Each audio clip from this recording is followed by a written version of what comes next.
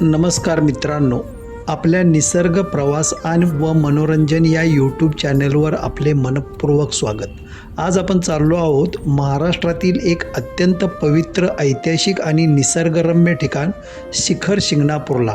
आणि मित्रांनो, समोर लांब डोंगरावर जे मंदिर आपल्याला दिसत आहे तेच आहे श्री शंभू महादेवाचे पवित्र मंदिर.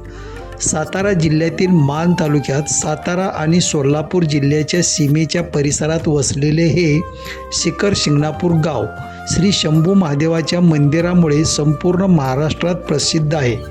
हे मंदिर एका उंच डोंगरावर वसलेले आहे. समुद्र सपाटीपासून या मंदिराची उंची सुमारे 1050 मीटर असल्याचे सांगितले जाते. आपण आता मंदिराच्या दिशेने पुढे जात आहोत.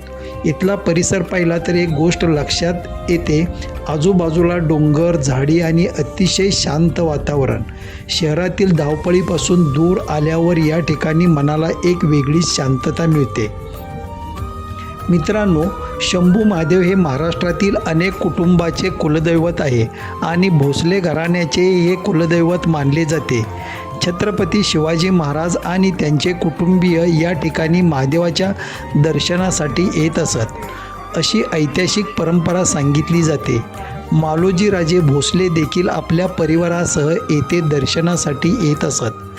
त्या काळात पाण्याची मोठी अडचण होती. भाविकांची गैरसोय लक्षात घेऊन मालोजी राजेंनी येथे 1600च्या सुमारास भव्य मोठे तळे बांधले, ज्याला पूर्वी पुष्कर तीर्थ आणि आता शिवतीर्थ म्हणून ओळखले जाते.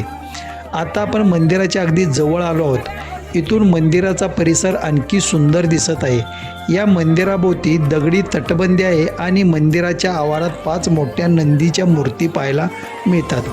मंदिराच्या गाभाऱ्यामध्ये 2 शिवलिंग आहेत.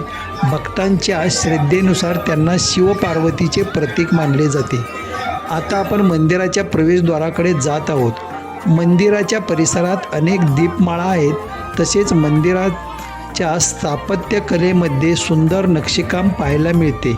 मंदिराच्या शिखराकडे पाहिले तर त्यावरील नक्षीकाम आणि बांधकामाची शैली विशेष लक्ष वेधून घेते. हे मंदिर 13व्या शतकात देवगिरीच्या यादव वंशातील सिंगनदेव राजाने वसवले. आणि मित्रांनो, या मंदिराच्या इतिहासामध्ये इसवी सन 1735 हे वर्ष विशेष महत्त्वाचे आहे. पूर्वीचे मंदिर जीर्ण झाल्यानंतर छत्रपती शाहू महाराजांच्या काळात सध्याच्या मंदिराची बांधणी करण्यात आली, अशी माहिती मिळते. मंदिराच्या पश्चिमेला दिशेला श्री अमृतेश्वराचे हेमाडपंथी मंदिर देखील आहे. या बांधकामावर वीर सरदार बाजी गोळे यांच्या देखरेखीखाली काम पूर्ण झाल्याचे उल्लेख आढळतो. त्यानंतर काळानुसार मंदिराचा जीर्णोद्धारही करण्यात आला. मंदिरातील मोठ्या घंटा हे देखील एक आकर्षण आहे. यापैकी एक घंटेबाबत ब्रिटिश काळातील ऐतिहासिक संदर्भ सांगितला जातो. मित्रांनो, आता आपण मंदिराच्या अगदी जवळ आलो आहोत. इथे आल्यानंतर वातावरणात जाणवणारी भक्ती, मंदिराची भव्यता आणि डोंगरावरील निसर्ग हे सगळं अनुभवण्यासारखं आहे.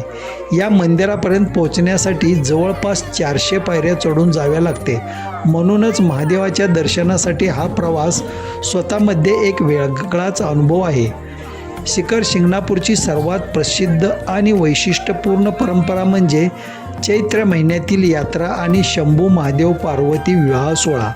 गुढीपाडव्यापासून चैत्र पौर्णिमेपर्यंत येथे यात्रेचे वातावरण असते. चैत्र शुद्ध अष्टमीला शंभू महादेव आणि पार्वती मातेचा विवाह सोहळा मोठ्या उत्साहात साजरा केला जातो. या विवाहासाठी मराठवाड्यातील शिवभक्तांकडून आणले जाणारे सुमारे 550 फूट लांबीचे पागोटे विशेष आकर्षण असते. या पागोट्याचे एक टोक शंभू महादेव मंदिराच्या कळसाला आणि दुसरे टोक अमृतेश्वर मंदिराच्या कळसाला बांधले जाते. आणि रात्री 12 वाजता मंगलाष्टका सनया चौघड्याचा निनाद होतो. हर हर महादेव जय घोषात शंभू महादेव आणि पार्वती मातेचा विवाह सोहळा पार पडतो. या यात्रेला महाराष्ट्राच्या कानाकोपऱ्यातून तसेच दक्षिण भारतातूनही मोठ्या संख्येने भाविक येतात. मित्रांनो, शिखर शिंगणापूर म्हणजे केवळ एक मंदिर नाही, हे एक ऐतिहासिक वारसा स्थान आहे. ही श्रद्धेची भूमी आहे, हे अनेकांचे कुलदैवत आहे आणि निसर्गाच्या सान्निध्यात वसलेले एक अद्भुत आध्यात्मिक ठिकाण आहे. आज आपण या पवित्र भूमीवर येऊन श्री शंभू महादेवाचे दर्शन घेतले आणि या सुंदर परिसराचा अनुभव घेतला. तुम्हीही कधी शिखर शिंगणापूरला आला तर या पवित्र स्थळाला नक्की भेट द्या. तसेच तुम्ही एका दिवसात येथून जवळ असणारे गोंदवले सुमारे 28 ते 30 किलोमीटर, म्हसवड सुमारे 30 किलोमीटर, पुशेगाव सुमारे 48 किलोमीटर, तर औंध सुमारे 56 ते 57 किलोमीटर आहे. मित्रांनो, शिखर शिंगणापूर येथील श्री शंभू महादेवाचे दर्शन घेतल्यानंतर आपल्या आसपास अशी अनेक धार्मिक आणि ऐतिहासिक ठिकाणे आहेत जी आपण या प्रवासात पाहू. आता आपण ज्या ठिकाणी आलो आहोत तेथून पुढे गोंदवले, पुशेगाव, म्हसवड आणि औंध ही महत्त्वाची धार्मिक स्थळे पाहता येतात. सर्वप्रथम गोंदवले. शिखर शिंगणापासून गोंदवले साधारण 28 ते 30 किलोमीटर अंतरावर आहे. गोंदवले हे श्री ब्रह्मचैतन्य गोंदवलेकर महाराजांचे जन्मस्थान आणि समाधीस्थान म्हणून प्रसिद्ध आहे. येथे रामाचे सुंदर मंदिर असून मंदिराच्या आतील भागात महाराजांची समाधी आहे. श्री राम, लक्ष्मण, सीता आणि हनुमान यांच्या मूर्ती येथे पाहायला मिळतात. गोंदवले संस्थानात भजन, प्रवचन आणि महाप्रसादाचीही व्यवस्था असते. त्यामुळे शिखर शिंगणापूरच्या दर्शनानंतर गोंदवले हे नक्कीच भेट देण्यासारखे पवित्र ठिकाण आहे. यानंतर आपण जाऊ शकतो म्हसवडकडे. शिखर शिंगणापूरपासून म्हसवड साधारणतः 30 किलोमीटर अंतरावर आहे. गोंदवलेवरूनही तुम्हाला म्हसवडला जाता येते. म्हसवडमध्ये प्रसिद्ध श्री सिद्धनाथ आणि माता जोगेश्वरी मंदिर आहे. श्री सिद्धनाथ हे भगवान शंकराचे एक रूप मानले जाते. मंदिराचे भव्य शिखर आणि मंदिरातील वैशिष्ट्यपूर्ण मूर्ती पाहण्यासारख्या आहेत. मार्गशीर्ष महिन्यात येथे मोठी यात्रा भरते आणि श्री सिद्धनाथाची भव्य रथयात्रा हा या यात्रेतील प्रमुख आकर्षण असते. यानंतर आपण जाऊ शकतो पुशेगावला. शिखर शिंगणापूरपासून पुशेगाव साधारणतः 48 किलोमीटर अंतरावरती आहे.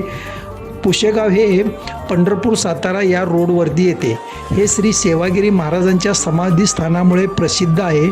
पुशेगाव हे येरळा नदीकाठी वसलेले असून नाथ संप्रदायातील महत्त्वाच्या स्थानापैकी एक मानले जाते. 10 जानेवारी 1947 रोजी सेवागिरी महाराजांनी येथे समाधी घेतली. आता आपण जाऊ शकतो औंधला. शिखर शिंगणापूरपासून औंध साधारणतः 50 ते 55 किलोमीटर अंतरावर आहे. पुशेगाववरूनही औंध जवळ पडते. औंध म्हटलं की सर्वप्रथम आठवते ती श्री यमाई देवी. औंध गावाजवळ सुमारे 800 फूट उंच डोंगरावर यमाई देवीचे प्रसिद्ध मंदिर आहे. यमाई देवी ही औंधची ग्रामदेवता असून पंतप्रतिनिधींनी घराण्याची कुलदैवता म्हणून तिचे महत्त्व आहे. मंदिरापर्यंत जाण्यासाठी पायऱ्या चढून जावे लागते. वर पोचल्यानंतर मंदिराचा परिसर, दगडी तटबंदी आणि आजूबाजूचा सुंदर परिसर पाहायला मिळतो.